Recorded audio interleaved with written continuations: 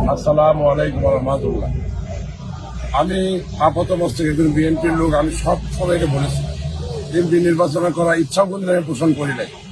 যাই হোক, মাহমুদুল্লাহ রুবেল সাহেবের দূরত্বের কারণে আজকে আমি এই অবস্থানে এসেছি। আমার জন্য অনেকে আপনার চেষ্টা করেছেন, কষ্ট করেছেন, আমাদের পরিশ্রম করছেন। আজকে দেশনায়ক, আগামী দিনে প্রধানমন্ত্রী, আমাদের পার্টির চেয়ারপারসন তারেক রহমান সাহেব, ওনার লোকের মাধ্যমে আমাকে ময়মনসিংহে আসতে বলে আমি সেখানে আসি। আমাকে অভূত সম্মান দেখিয়েছে। সেখানে আমাকে মঞ্চে ওঠানো হয়েছে।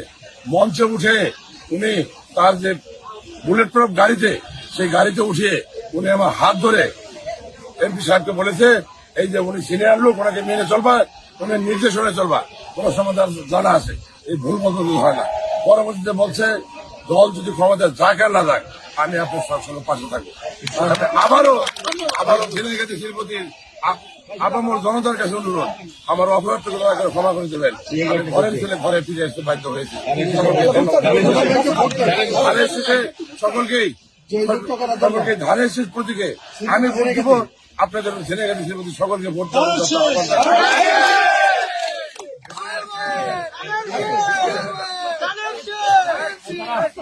বিসমিল্লাহির রহমানির রহিম।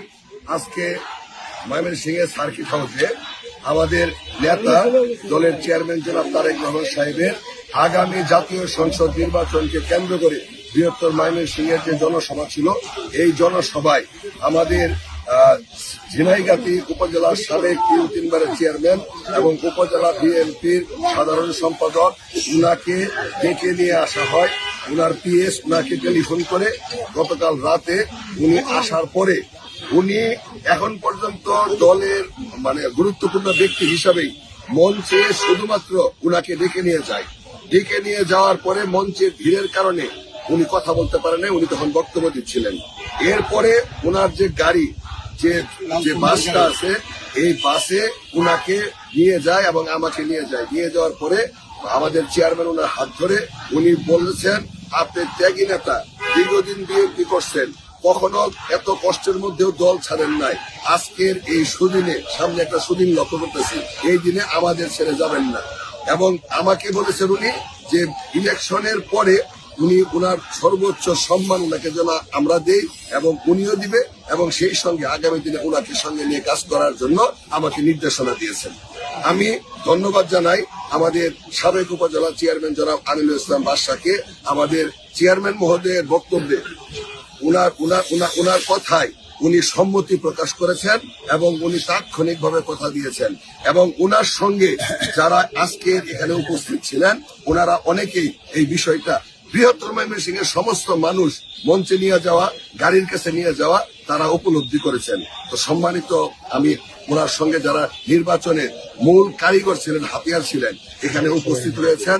আর বাকি যারা অনুসারী, ওনার অনেক ভক্ত আছে, অনেক ভোটার আছে, আর সব ভোটার ভক্তই বিএনপি। সুতরাং আমি বিশ্বাস করি উনি দলের প্রতি আস্থা রেখা যে সমর্থনটা জানাইলেন, উনার শুভাকাঙ্ক্ষী, উনার কলা কৌশলীরা, উনার পাশে যারা নির্বাচনটাকে পরিচালনা করতেছেন, সকলেই খুশি হবেন এবং সকলেই একটা দীর্ঘ মাঝখানের যে নির্বাচনের সময় যে কষ্ট ছিল, এই কষ্ট লাঘব হবে এবং আমরা সকলে ঐক্যবদ্ধ কাজ করব এবং আগামী দিনে উনার পাশে যারা আছেন তাদেরকে নিয়ে দলকে সুসংগঠিত করব। দলের সর্বোচ্চ পাওনা যার যে অবস্থানে আছে, এই অবস্থানটুকু আমরা বুঝিয়ে দিব।